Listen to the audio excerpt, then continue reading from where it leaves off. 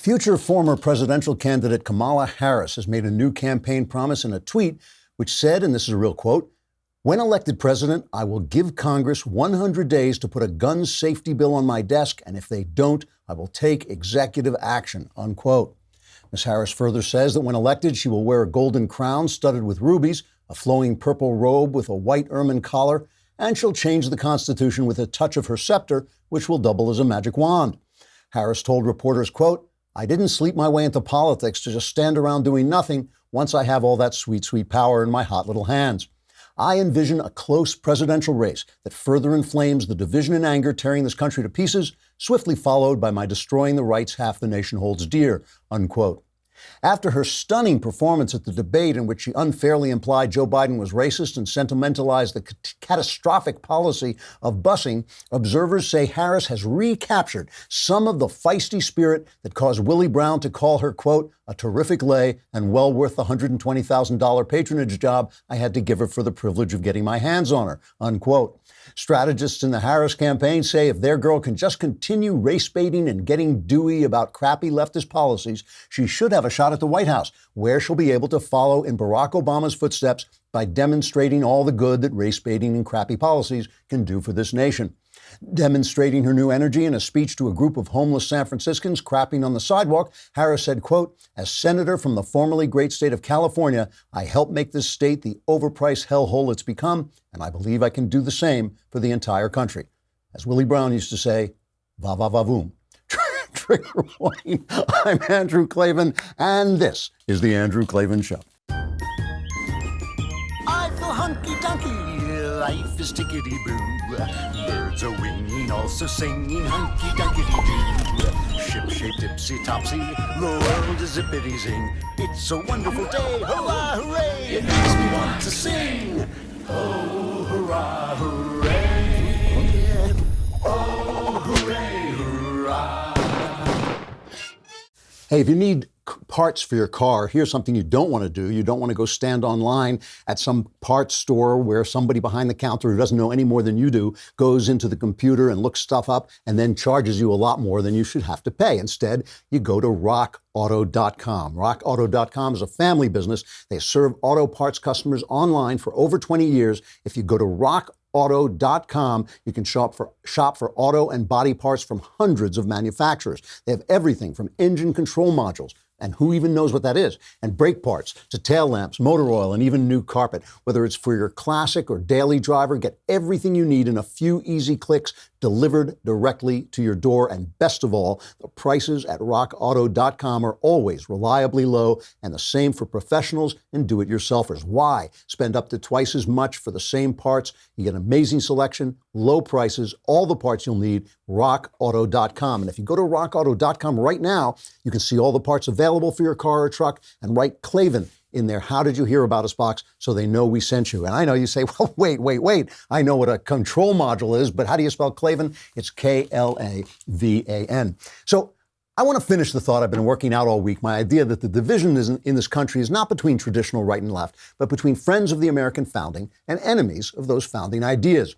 What makes American conservatism different from all other conservative movements in other countries around the world is that it's not backward-looking or reactionary. It's a way of creating new things, but with a tried and true system, the Constitution. In fact, if you think about it, conservatives are progressive, where progressives are regressive. No sane conservative wants to go back to the days of judging people by the color of their skin. What we want is for people of all colors to sign on to the founding. It's the left that wants to cling to those age-old racist divisions.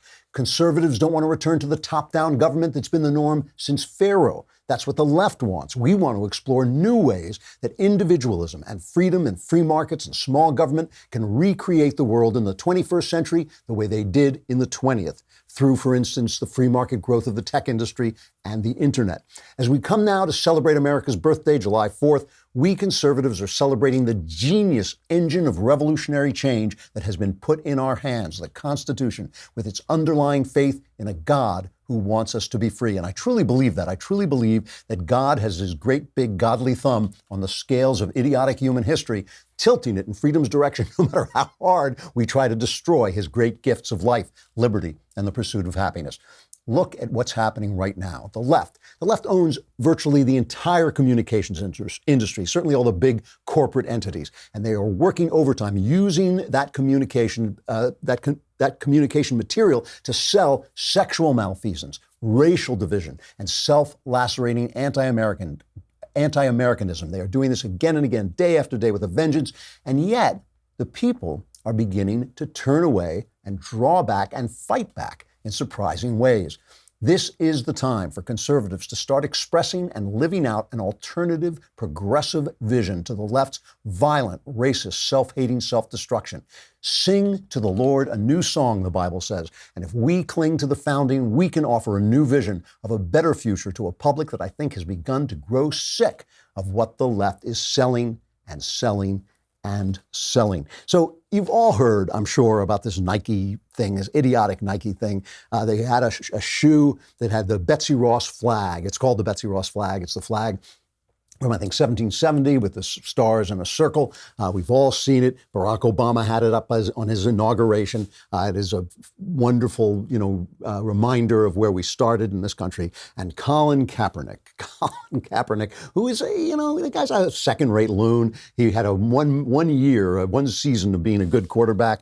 He was a mediocre quarterback. He started this whole thing of kneeling during the Star-Spangled Banner, and said that it wasn't about the flag, it was protesting police brutality, but soon it became about the flag. And he apparently told Nike that this flag symbol was offensive to people. It was offensive because it was there during slavery days. So that's what made it offensive to people. And they pulled the shoe. Nike pulled the shoe. So, of course, some members of the press are piling on and saying this is a wonderful thing.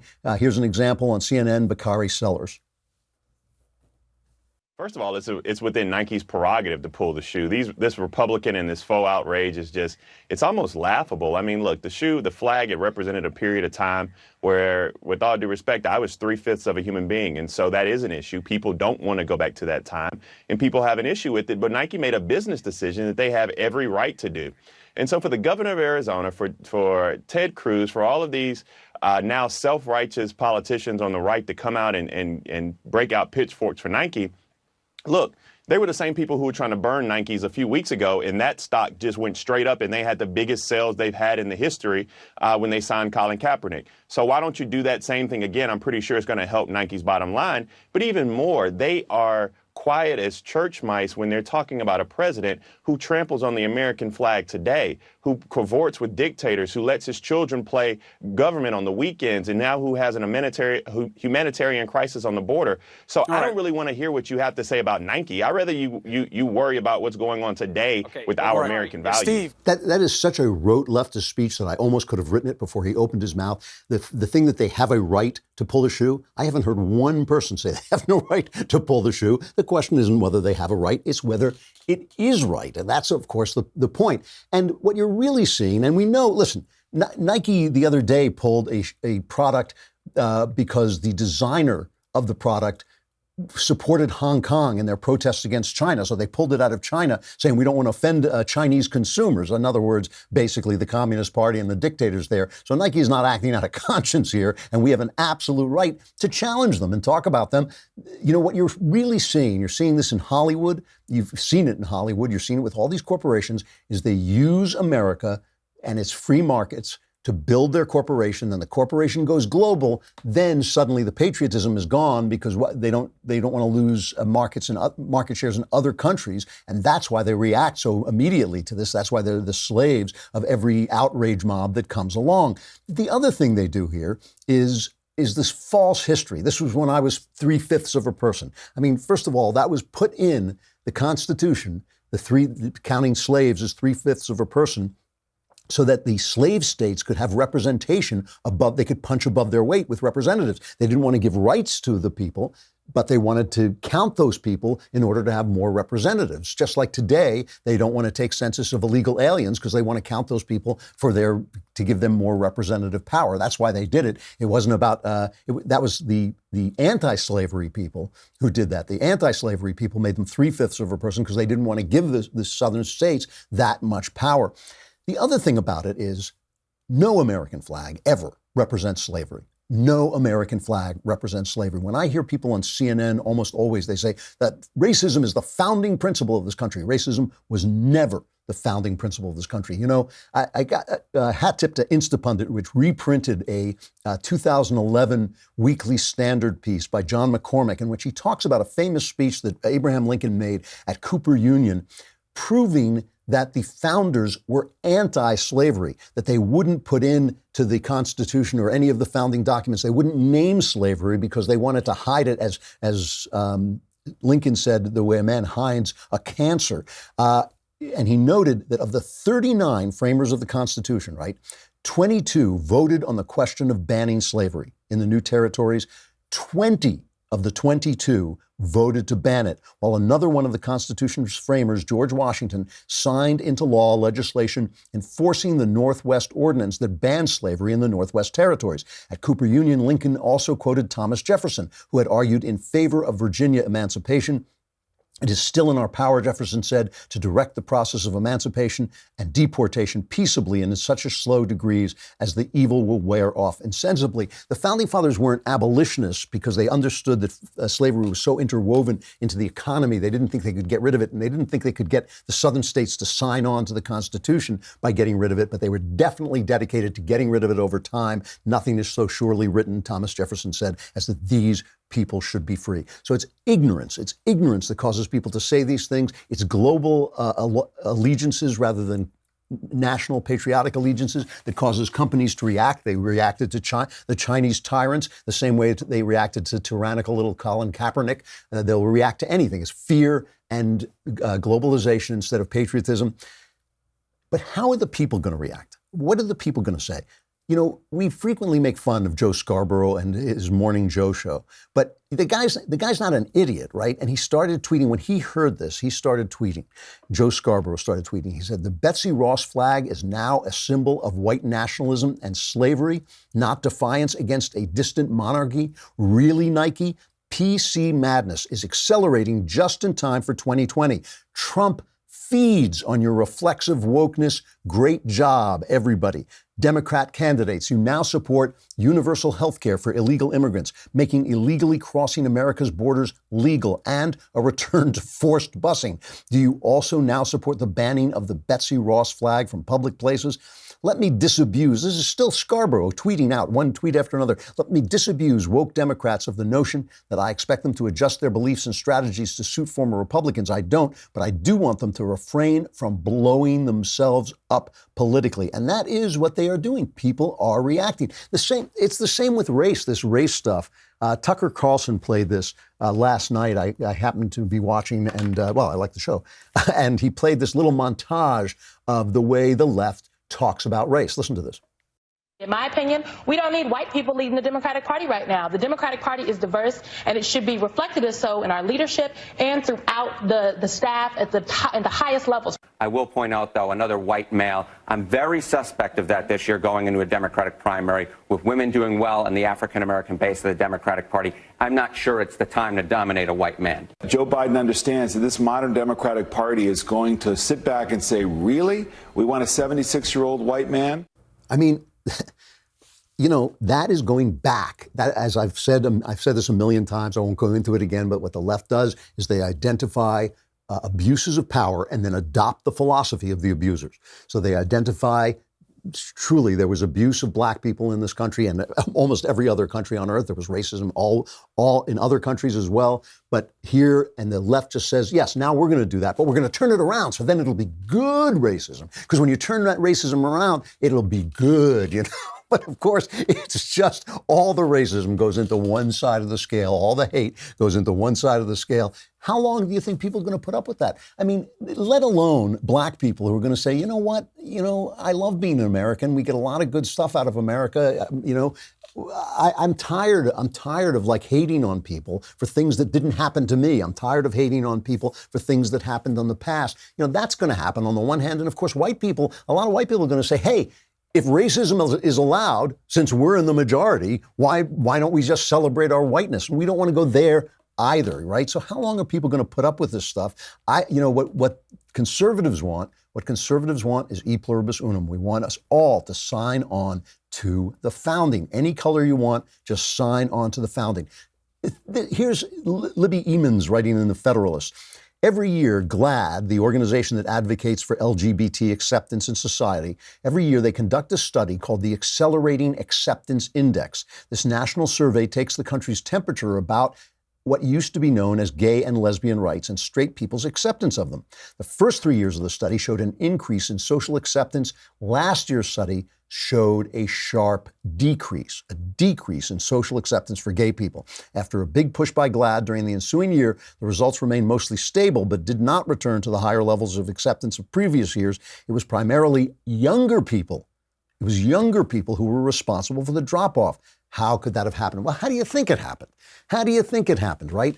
If you say, I mean, I've argued this for a long time, accepting gay people and letting them have their lives and their relationships and not, kicking down their doors to find out what they're doing in their bedrooms. That seems to me an American idea. That seems to me an idea extending the principles of the founding to a new group of people. I don't have any problem with that. That is good conservative principle. But then telling them that their rights are so sacred that they overcome the rights of religious people to practice their faith by, say, not catering their wedding, then suddenly not so much. When you go dancing down the street at a pride parade and you're dressed up in leather and you look ridiculous, then suddenly you're violating true conservative principles of self-restraint and sexual responsibility. What we want is if gay people are going to come on board, they have to subscribe to the founding. The founding idea is that you have the right to practice your faith, not just go to church, not just pray in secret, but go and practice your faith as a living thing. And if that includes not wanting to celebrate homosexuality, you got to join on with that. Sexuality is a difficult thing because it is like a kind of torrent, like a flood that runs through human life. Life wants to continue life. And so we are imbued with this powerful urge to reproduce and take pleasure in reproducing. And of course, what conservatives say is, hey, listen, we get it. This is a good thing. This is a God's gift, but you have to maintain your human dignity and your human responsibility and take responsibility for your actions and not say, oh, I slept with 15 million people and now it's the government's job to cure me of AIDS, or I have this baby and now you have to pay for my abortion, or now you have to pay for my birth control. No, just because there is this torrent coming through life, and we understand it's messy, it's got all kinds of problems to it. No one has ever come up with a sexual system that works for everybody. No one has done that, but we have some good ideas about how to be responsible. It's just about acting responsibility. It's really interesting. Miley Cyrus has this new video out, and it's just, I'm incredibly libertarian about other people's sex lives, but it's just embarrassing. It's embarrassing. And she comes out and she's dressed up in this S&M plastic red suit, and it's got her body parts kind of expressed in the suit itself, and she rubs herself, and there's all kinds of very almost pornographic stuff. And I just looked at this and I felt sorry for her, this young woman, but also I started thinking about this. I thought, what is it about Disney girls that they turn out like this? Because there's something not cool about this, because these Disney girls pick up our little girls look at them and think they're fun and exciting and they're role models, and then they all go bad. Not all of them, but so many of them. I mean, think about Lindsay Lohan, right, who's practically has had to be scraped out of the gutter.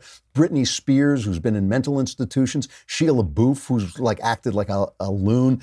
Zendaya, who I really admired in that Greatest Showman. She's a tremendously beautiful, talented young lady. Now she's on that Euphoria show, it really is an embarrassment, that show. It's just it's not the sexuality of it. It's kind of the romanticization of self-abuse in it. That's terrible. Demi Lovato, Selena Gomez, so many of them with drug problems. So this Disney girl, Bella Thorne, and she goes on an interview show and she talks about the fact that while she was being elevated and while she was having, photographers take her pictures, and while all these little girls were admiring her when she's 12 years old, she was being sexually abused behind the scenes. Listen to this.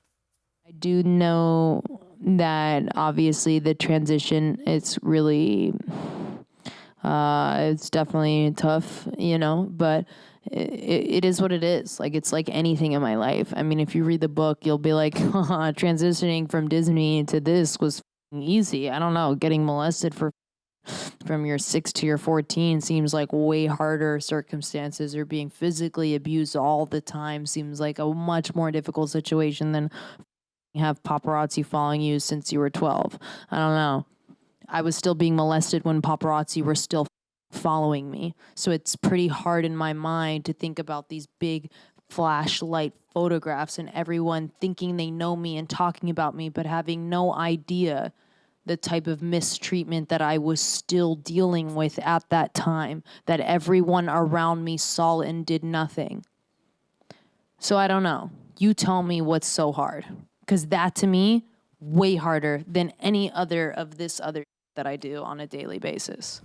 Now, she doesn't say who abused her, but I bet every penny in my pocket, that so many of the stars that I name suffered this. This is a hidden epidemic in Hollywood. You know, it bugs me. You have heard me go after the Catholic Church for not cleaning this up because I think it gives religion a bad name, and I think it's sinful when you cover up the sexual misuse of young people.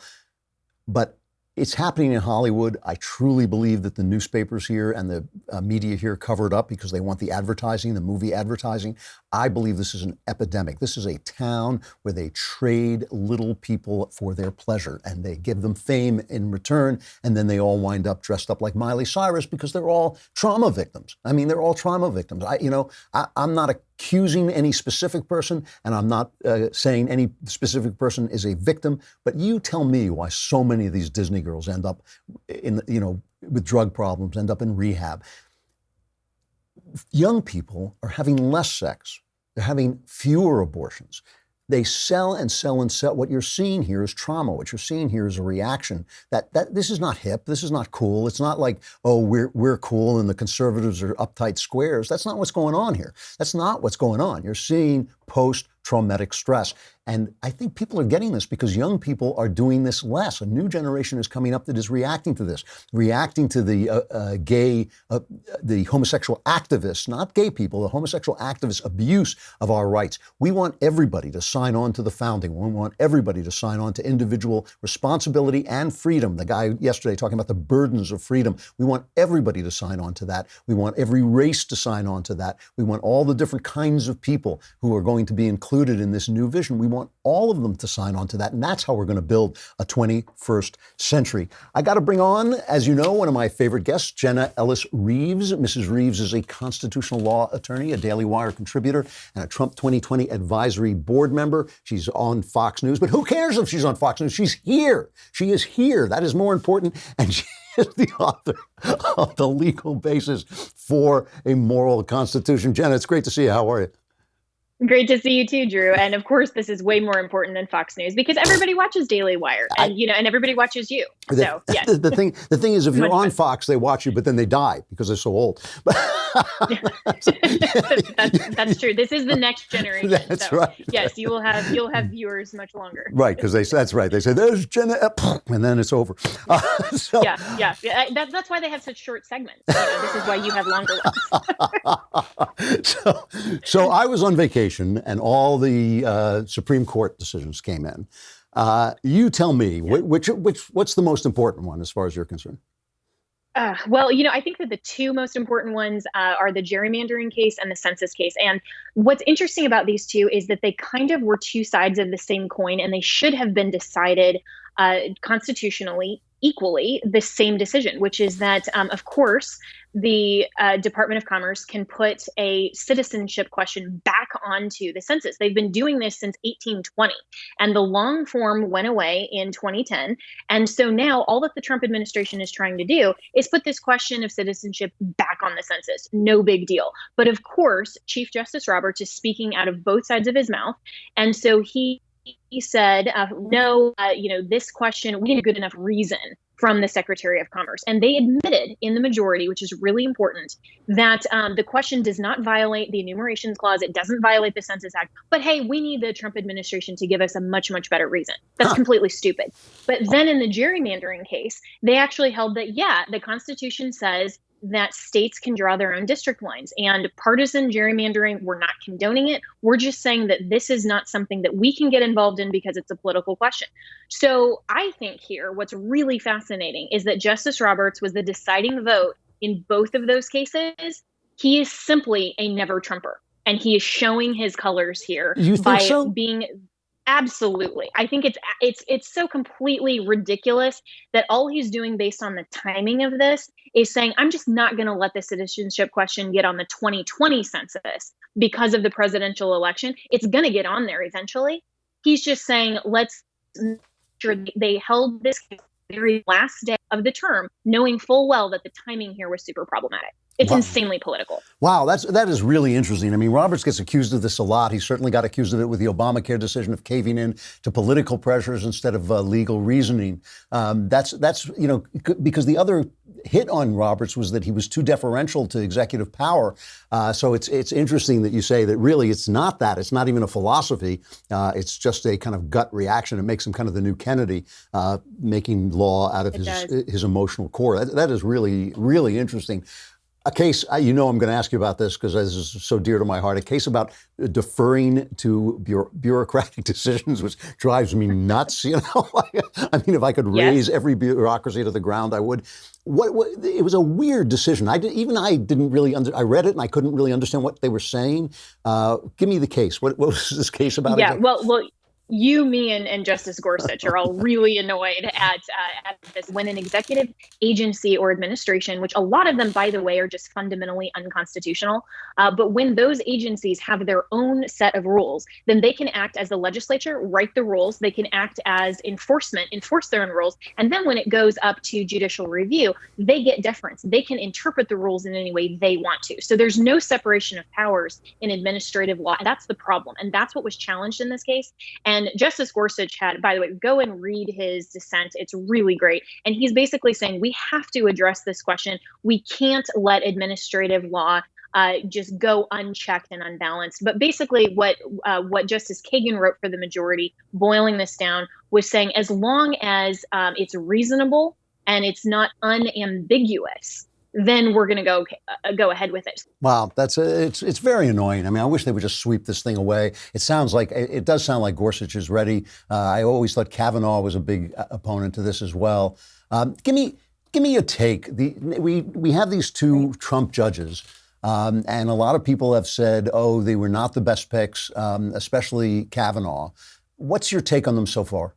Gorsuch, I think he is brilliant. I am 100% a fan of Justice Gorsuch. I think he's gotten it right every single time. You can read my commentary in Daily Wire and Washington Examiner about those cases. Kavanaugh, he was an appropriate nominee, and he was the president's pick. Constitutionally, Trump could do this. And so I'm happy he got confirmed because he should have. And I advocated very strongly that he should have been confirmed. But I am disappointed that he seems to not have such an originalist view when it comes to things like administrative law. And he may or may not hold consistently constitutionally on the abortion question. I think that's going to be his trial by fire to see if he's truly an originalist or is he going to go political on that question. He's personally a Catholic, which so is Gorsuch. So is Justice Scalia. But the important thing is not your personal politics or your personal faith. When you're on the bench, you have to look at the Constitution and you have to rule accordingly. Jenna, thanks so much. It's great to see you. It's really interesting. I'm glad you brought me up to date, and we'll see you again soon. All right, we're going to have the mailbag in just a second. First, I got to say goodbye to Facebook and YouTube. Come on over to dailywire.com and subscribe for a lousy $10 a month, $100 for the entire year. You too can be in the mailbag where it's a little stuffy and it's kind of scratchy in there, but then you get to ask questions and all your problems will be solved. It's the best deal in town.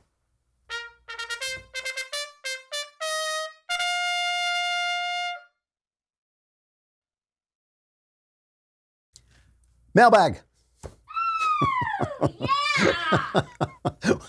got to get something new here. It's starting to get me my nerves. Yeah. All right. From Joshua. Hey, Andrew, I am currently stuck at a job I find very low satisfaction.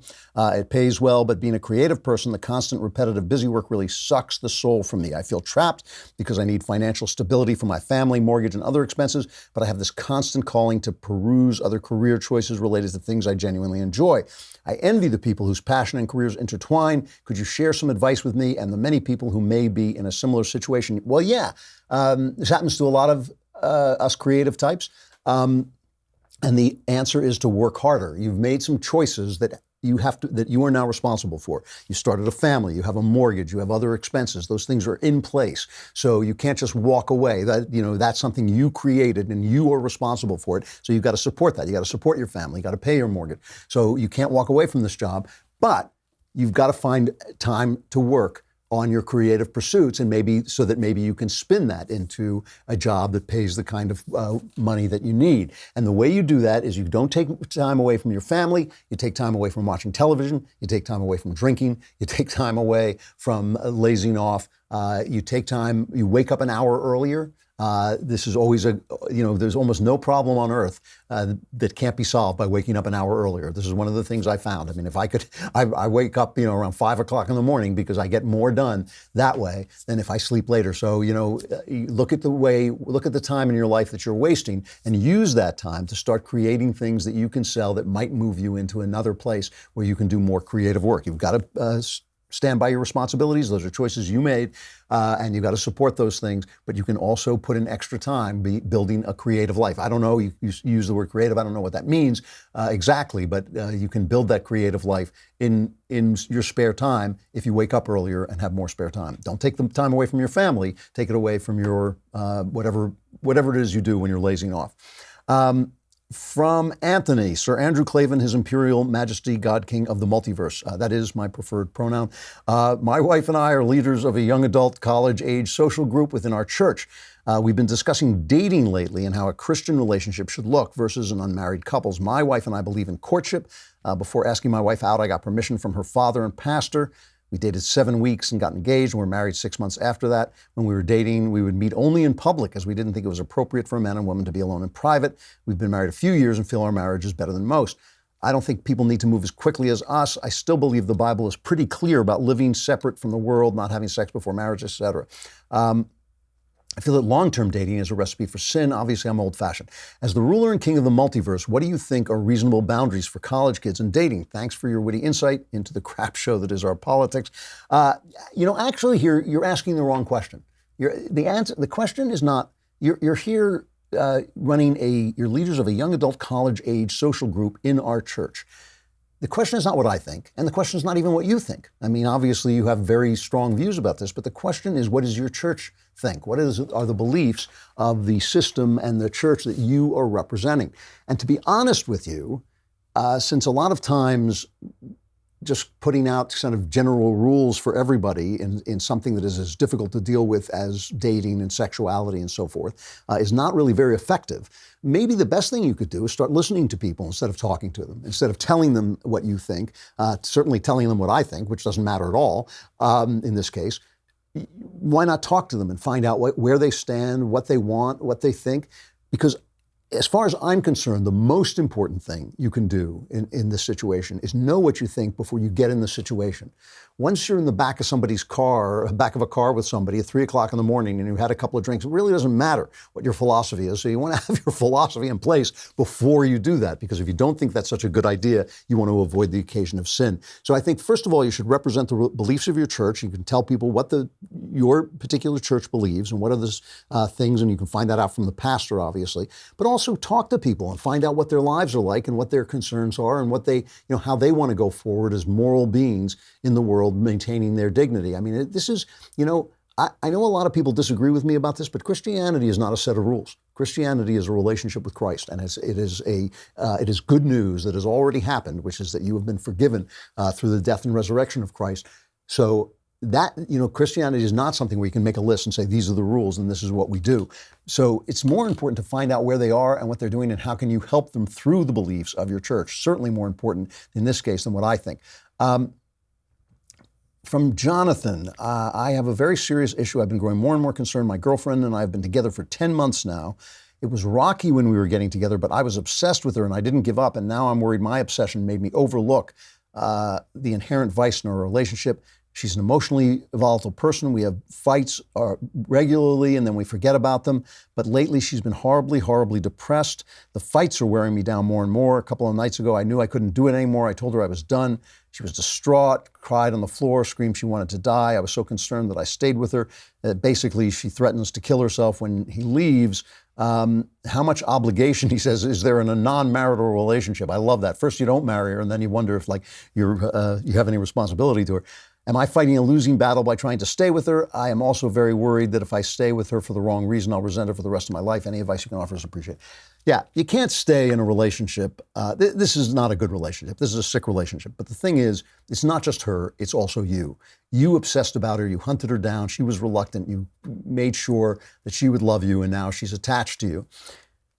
You still can't stay because it's not good for either of you. It is not good for either of you to be in a relationship where she feels she's going to die if you leave. If you leave, you got to leave. You cannot leave and come back and offer and say, yes, I'll be around. And if she threatens to kill herself, call the police. Call the police and tell her she is threatening to kill herself.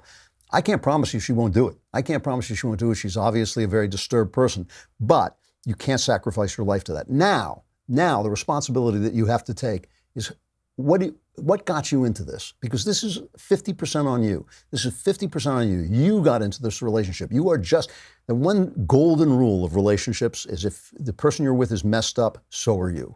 People get the spouses and the girlfriends and the boyfriends they deserve. And so you are 50% a problem here. You got to start looking at what got you into this, how you got into this situation, and how you can get out.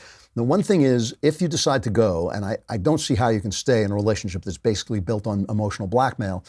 If you decide to go, get her help, call emergency services if she needs them, but do not continually tease her and come back and say, oh, okay, this time I'll come back, because that is truly, truly brutally cruel. I cannot promise you that she won't hurt herself. She sounds like a volatile person, but at some point, this relationship has to end. It's not a good thing. And then you have to fix yourself, because how'd you get into this in the first place? From Joey, wise Clavin, in your absence last week, I resorted to asking Ben my question. Come on, how desperate were you? I was worried his answer would pale in comparison to yours, and he didn't even do a mailbag. That Shapiro, damn. All right, glad to have you back. And with that, my question. My life was forever changed for the better when I was given a full scholarship to an elite boarding school. I'm so grateful for everything it has meant to me and all the doors it has opened. Every year since my graduation, I've donated in some capacity and have increased my donations as I've earned more. However, after my younger brother told me of his experience there, it didn't sound like the same place. I remember the stories he told me, and his required readings first led me to believe it has become a leftist woke factory. How do I support the place that taught me to think and reason, a place I owe so much to, without supporting what it has become and where it appears to be headed? P.S. Loved Werewolf Cop. Well, you support it by withdrawing your money. Obviously, if it has been gutted by the left, that's what the left does. It guts institutions, then wears their skin like the alien in Men in Black and pretends to still be that institution.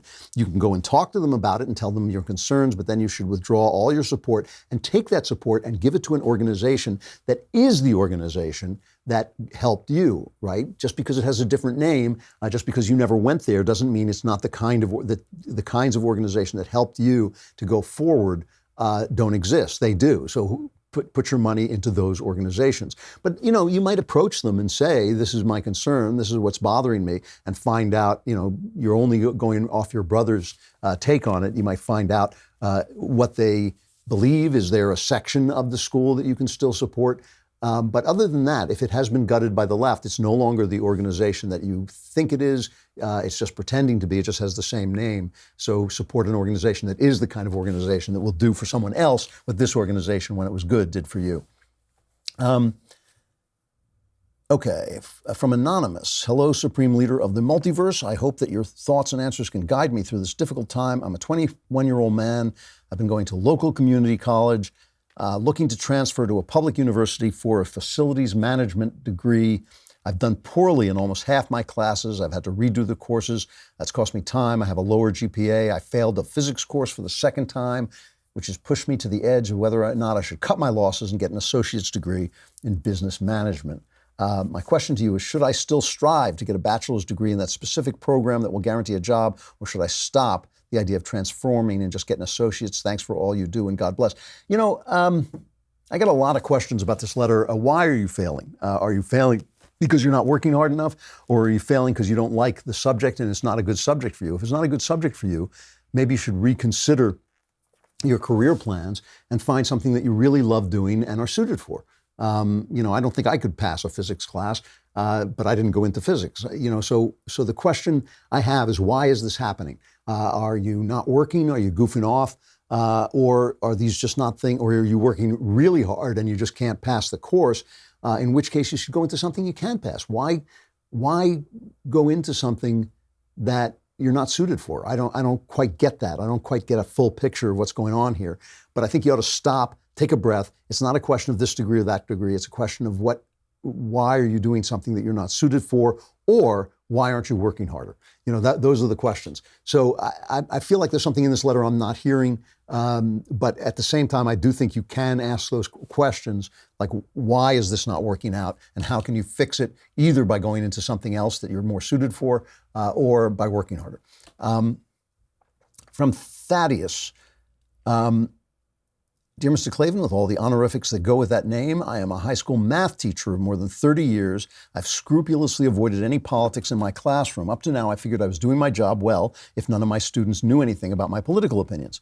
However, the 2016 election seems to have broken many of my colleagues, and I know my students are getting a fairly steady diet of progressivism in their other classes. Should I try to provide some balance in mine? Needless to say, I'm one of an infinitesimal conservative minority in my school's faculty. I'm a new subscriber, but I read The Great Good Thing when it first came out, and I've recommended it to many of my friends. My Leftist Tears tumbler is almost worth a lousy $100 all on its own. So should you now start to, because after 2016, the other teachers have gone woke, should you go anti-woke in your calculus class? No. Of course not. That's not, then you're just doing the wrong thing that they're doing. Teach calculus. That's what you're there for. Teach math, whatever it is, whatever kind of math you're teaching, teach math. It's not a bad idea to go to the faculty and the other teachers and say, and state in a civilized and friendly manner what your problem is with what they're doing. It's wrong for them to basically inculcate these students with their particular political point of view. It is not true, though they like to tell themselves it's true, that everyone who voted for Trump, or even anybody who voted for Trump, is a bigot or a hate monger or a white supremacist or all this. This is an illusion that they put up because they didn't like the outcome of the election. So it's wrong what they're doing, but the people to address it with is them, not the students. It doesn't help, I think, for the students to just get more of this garbage. I think you should go to the administration and say, I think this is a problem, and talk to the other teachers, do it with the other teachers present, but just put it forward that they're doing something that is not right. From Gerard, can you separate religion from values to teach conservatism? I believe in Catholic values, but I find the state of the church to be unsavory. Well, I think a lot of people find the state of the church to be unsavory. But first of all, we have to separate religion from God, okay? Believe me, I tried for 50 years. You cannot build a value system without God. You simply can't. I know you think you can. I know a lot of people, a lot of conservatives think they're smart. Oh, they're smart. We're too smart for this. You're just wrong. You're just wrong. You can have good values without God, but you're not making any sense. So I think that the first thing you got to say is, look, there's a God. I'm in a relationship with God. God is there. He has an effect in the world, and that is one thing. The fact that a church, any church, is full of bad actors is not the point. So in walking away from the Catholic Church, which is not necessary because not every Catholic church partakes of the problem, but still, if that's what you feel you have to do, there are a million different churches in this country. I'm sure one of them will serve your needs and support you in your faith. I don't think religion is something you do alone. I think that it is good for people to gather together in worship, and I think you should do it too. But no, I don't think. I think the problem is you will find when you put forward those values without God, somebody's going to start questioning those values. I call it the toddler test. Toddlers keep saying why, until you run out of reasons. If you can't go back on the creator of the universe and the creator of the moral order, you're going to find yourself defeated by that test. That has happened in big ways and small throughout the last 60, 70 years. So again, there is unsavory stuff going on in the Catholic Church and in other churches as well. And I think that that is something to be fought against. But I don't think you have to walk away necessarily from every Catholic church, from every branch of the Catholic Church to do that. The Catholic values are still sound. The Catholic theology is sound. And those people, there are many, many good priests who represent that theology. So I think that I think you're being a little global here. I think you're trying to walk away from something because it bothers you in the news, but you're not thinking locally, which is what you have to do. Find a good church, go to that church, learn more about your faith and your religion and what it means, and then use that to put forward your values. I got to stop. I hope you have a wonderful 4th of July. And then right after the 4th of July, of course, the apocalypse of the long Clavinless weekend will begin. Those of you who make it, we will be back here on Monday. I look forward to seeing you then. Have a great 4th. I'm Andrew Clavin. This is The Andrew Clavin Show.